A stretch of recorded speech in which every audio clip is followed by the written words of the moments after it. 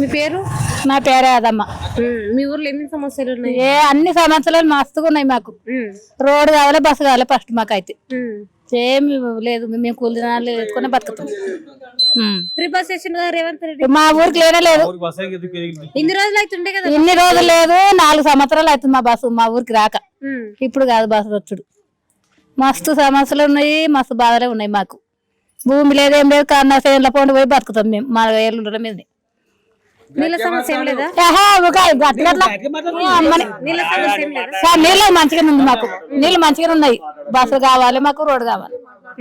మా స్కూల్ పిల్లలకు ఇబ్బంది మస్తు అవుతున్నది, ఎవరు పట్టించుకోరు మమ్మల్ని. సర్పంచ్ ఆయన బసరాంతి ఆయన ఏం చేస్తాం, మేమేం చేస్తాం అంటున్నారు. కాదు మీరు చెప్పాలి కదా. సర్పంచ్ చెప్పినాము